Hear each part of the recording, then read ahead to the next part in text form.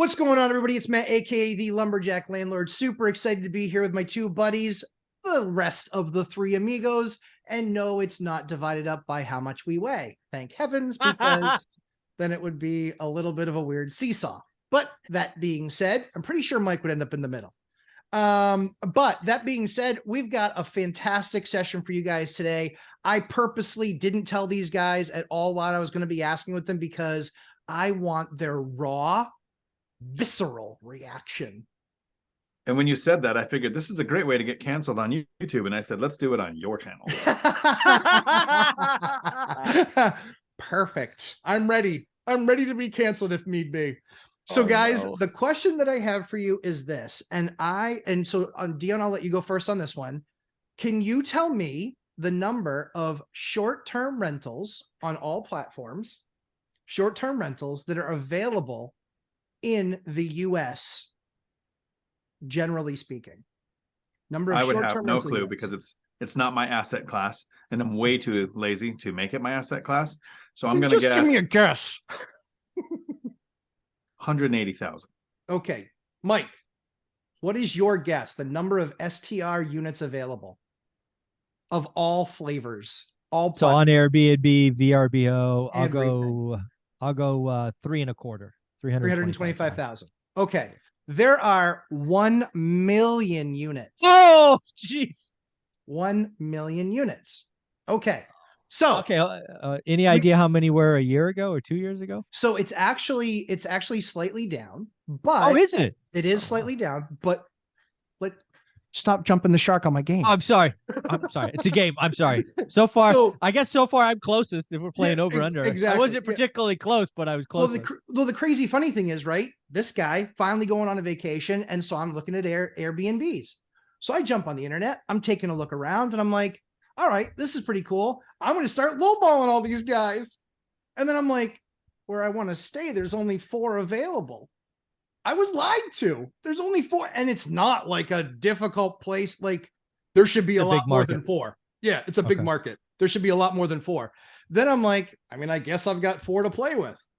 Every single one of them told me to basically take a flying leap. No. And we are only 12 days away from going there. I literally just did this last night. We're 12 days away, and now, there was no flex. So I knew this would break your brain, Mike. I have lots of questions, but I'm not sure if I'm going to destroy the game. No. Go feet. Go. We'll continue. So one of the things that you're not saying is, and I think I know the answer is, you're looking for kind of a unique thing, right? You're bringing the whole tribe, so that's a lot of bedrooms. Yeah. So it's 4 bedroom. So it's a little. What I'm saying is, I'm guessing 4 bedrooms. I'm guessing that's the average Airbnb doesn't have 4 bedrooms. I'm guessing. So in this particular market, because it's heavy conference center stuff, it does have a number of 4 bedrooms. That's kind of because it's a newer market. In the last 30 years, it's got a lot more 4 beds than a lot of other markets do. Okay. As example, like Northeast, not a lot of that stuff. Dion, go ahead. Are you saying there's only 4 available, meaning not rented, or there's only 4 in total inventory? There were only 4 available with, Got it. Yeah, basically with 10 weeks left. Go ahead, Dion. So you probably made the same mistake that most Gen Xers do. You want to rent on Airbnb or Verbo, you go to Airbnb and Verbo, right? Yeah. No, you go to Travelocity. Yeah, exactly. My last 2 were on Travelocity, not listed on Verbo, were less than what the other ones in the area were. Yes. So if you go to Travelocity, you can get off Verbo that isn't on the Verbo platform because they've listed it on Travelocity and get a much better deal.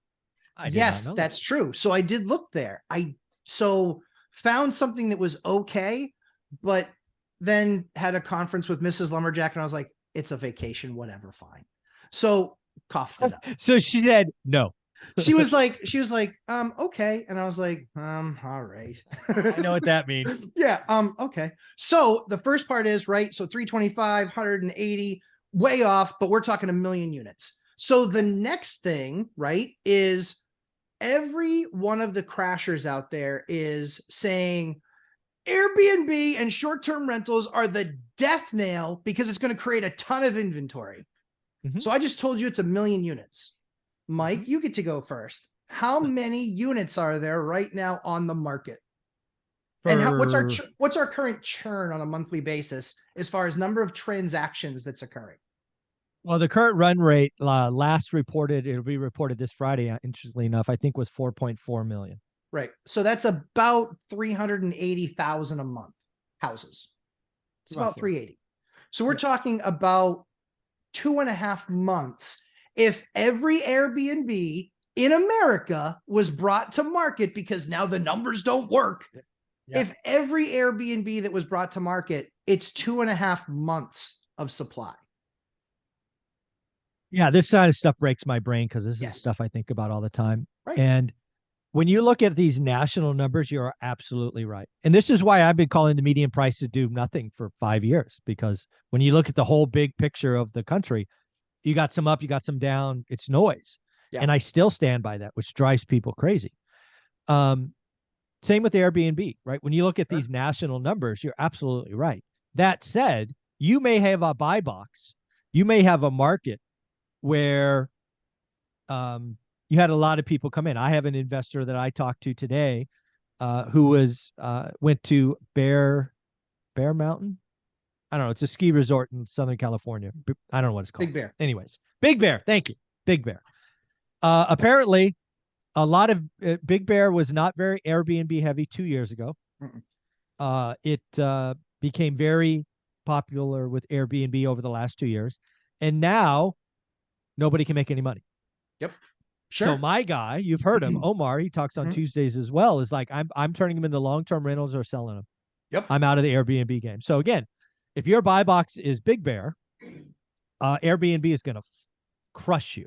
Yes. Because it's just like iBuyers in Phoenix and iBuyers in Vegas. Absolutely. They took the market too high in a concentrated manner, and now it's going to blow up. And it should blow up. Yep. Just like Big Bear, because it was unnatural what happened. That just has to regress to the mean. But nationwide, you're absolutely right. It's a fart in the wind. It's not going to happen. Yes, that's true. Dion. So this is going to sound worse than it is. This is why I love being me. Right? I had to find a way with somebody who had head trauma that has memory issues to make it simple enough for it to work without being creative. And I'm super lazy. It had to be, I'm going to sign a lease, usually 2 years. So in 2 years, I'm probably going to interact with this tenant once or twice with a text about something, because the handyman is going to handle everything else. Very simple. Very, very few rules or regulations can change that take away rentals as a whole. But there are people. And this is what I like. Your guys' brains are way bigger than mine. You understand these numbers and economics. Why I watch your update every day, Mike. And you know all of these concepts. I don't want to. Right. I don't actually want to. I wanted to know, if I buy long-term rentals in an area with several economic drivers and I have several different types of tenants, I'll never have to know these things. But there are people who are like, what's the newest, coolest thing on Bigger Pockets? Is it BRRRR? Is it flipping? Is it going from one asset type to another? Is it out of state investing? Is it self-managing? And whatever the thing is currently. And for me, it was like, for thousands of years, thousands, what has made wealth? Have a place where you provide housing for somebody who pays you more than the house costs you to own. Okay, repeat that. Yeah. And then all of these really cool, fancy things come up where people can make a ton of money in a few minutes. I mean, that isn't an attack on crypto, but and here comes all your bots in the comments below. But tried and true, super boring, and to me, boring is sexy. Because if I was trying to be creative, I'd probably still be working. Yeah, it's funny. I was lucky enough to speak at a meetup the other day, and one of the questions I got was from an investor who said, what would your advice be for someone who's got 25 Airbnbs in one market? And I'm like, well, first off, you got to realize I'm not a huge Airbnb fan, because it's not passive investing. It's a business. It's hospitality. It's far harder than people think, right? Even the IRS treats it differently. But I said, I don't know your situation. So first off, if you're killing it, then everything I'm about to say you can ignore. But you asked the question, so you're probably in some financial stress. I said the best thing you could do today is look at your portfolio of 25, find the bottom 5 or 7 that aren't performing, and turn them into midterm rentals immediately. you've got to stop the bleeding.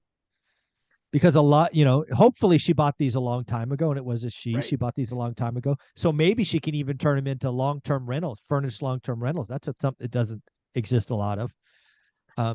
But you've got to get out of the game, right? Just believing that it's going to keep working like it worked in 2020 and 2021 is not a great strategy. And if you happen to be in a market like Big Bear, do what Omar's doing. Pivot hard. The first person to pivot wins. That's right. And wins big because nothing's adjusted.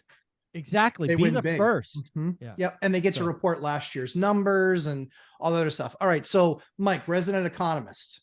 Oh no. Okay. Need you to test. I'm testing my theory on you. Mm-hmm. And if I see smoke coming out of your ears, I'll know that I broke something. Okay. So here's the theory. Okay. So my idea is that we start to see some of the Omars of the world, the smart guys, right? Yep. The front money. Yeah. They start cashing out. Right now, I've talked to a bunch of bunch of Airbnb, short-term rental people. Mm-hmm. And they're saying, yeah, I'm running at 30% or 40%, where they were running at 70 and 80. But right now they're running at 30 or 40. Let's just say, for this exercise in game, that we take just half of those units out of the market. What does that do to the supply-demand equation? Well, I mean, if you take out 50% of the market, actually probably improves the other 50%. That's a pretty big whack. Right. Right. I don't think it will be 50%. I think it'll be far more interesting if you said 20%. Agreed. Because I think where we're at is the demand. That's what I think's wrong with this, right? We're talking about supply, 1 million of this, 1 million of that. That's the wrong question, in my opinion, right? Part of the supply demand question is the demand side. And I believe that's what we have to go figure out. There's a lot of things in Airbnb, and I watch it casually because I talk about real estate all the time, and I get 20% of my questions are on short-term rentals. So when you think about demand, there's a couple of things going on behind the scenes. First and foremost, for 2 years, people avoided hotels because we were scared of elevators. Right? I mean, that's, it's probably an over-exaggeration, but you get the point, right? I want to be in a place with just my family. I don't want to be around strangers. Right or wrong? Generally speaking. That's not coming back. We've generally come to a point like, let's just live our lives. Okay. Second, the cost structure has drastically changed in Airbnb, I am told. There's now cleaning costs. Sure. There are now this, there are now that. So now you're looking at situations where a hotel is cheaper. Yes. In a scenario where you're staying in a room, yes. Largely speaking. Yep. Yeah. Because there was a time for a couple of years, you're a single guy traveling, you can go get an Airbnb 2-bedroom, blah, blah, blah. It's cheaper than a hotel. Sure. Right. And it's certainly if there's two of you. And oh, by the way, the amenities I don't know about you. I've stayed in a couple of Airbnbs in my day. I'm a hotel guy, probably because I've just got it beaten into me. I have all these statuses that don't go away. Yeah. And I'm like, I want to go downstairs at 6 a.m. where my wife sleeps and get coffee. I don't want to turn on the coffee maker. I want to go to the gym. I want to do this. I want to do that. So some people just prefer hotels. So I think the demand equation for Airbnb, they had their best 2 years. They could not have scripted a better 2 years to make Airbnb work. Now we're going to figure out the real demand. And I think it's at least 20% less. If it's 50, watch out. But here's where I love the 50 number. Where I love the 50 number is even if you're existing, right, it doesn't mean that the fact that you're renting at a 35 or a 40% capacity that you go to 80, right? What it does mean is that if the actual assets are in half and then the market's off 20 or 30%, then that half is actually still making all the numbers work. Absolutely. So it's the people with that staying power. But that's the problem, right? Demand falls faster than supply. Agreed. But right? But in many of those cases where you have absolutely, but in many of those cases where you have the person that didn't buy the property to Airbnb it, they bought the property years ago, and then they actually saw the market. And they were like, they have options. Yeah, exactly. I can triple my money here, right? Yeah. And now it's like, okay, now we go STR. Well, those people, to the earlier point, if you're Omar, you pivot. If you're that landlord that can pivot, you pivot out of that market, because now you can lock in 1 year, 2 year term lease. And he is. That's exactly longer term tenant.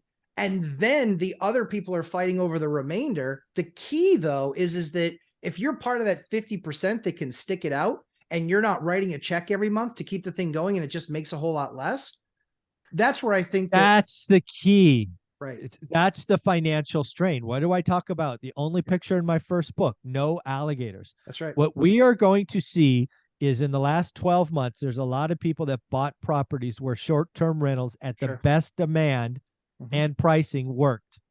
They don't work any other way. If you had to guess, what's that number? Because I just told you it's 1 million units in the market. So how many of those units do you think were purchased this year with a high rate and having to get purchased or refied? Purchased or refied? Yep. Purchased or refied. Sure. Damn. I mean, it's got to be 5% at least. I agree. Got to be. Yep. Let's get nuts. Let's call it 10. Yeah, I was thinking 10's the outer bound. Right. Yeah. So let's say it's nuts. 10. It's 10. That's 100,000 units across the entire country.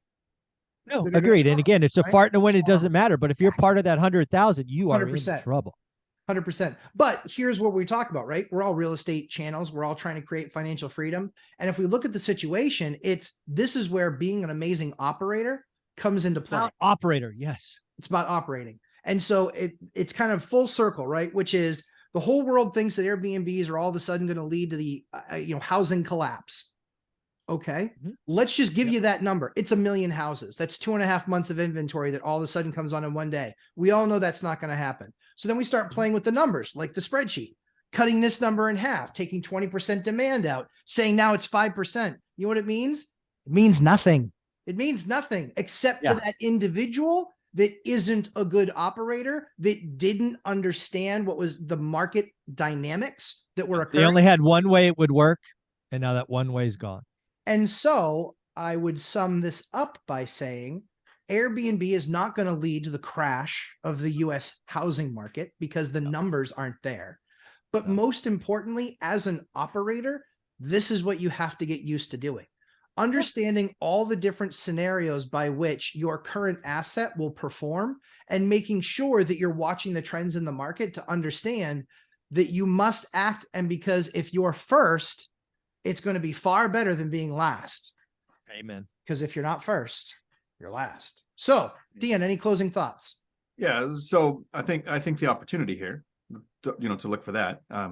Well, this isn't a strategy that I use. There are some creative ways of finding deals. There are people who drive for dollars, send mailers, contact people who look like they're managing their own properties, not going through a property manager, and just say, hey, I see your units for rent. Have you ever thought about selling it? Finding that tired landlord. I think it's going to be a little easier right now to find that tired short-term rental person who started in the last couple of years, had that 1 year of, wow, this is super easy. And all of a sudden the money's not there, but the bills still are. If you're a person who's using creative ways of finding deals, and you can figure out how to get a hold of the owners of short-term rentals, there's your opportunity. I agree. It's going to be work, but I think you can find a great deal. Where can everybody find you, Dion?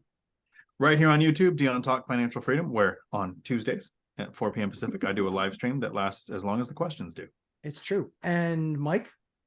One rental at a time. YouTube, website, Instagram. Should be easy to find.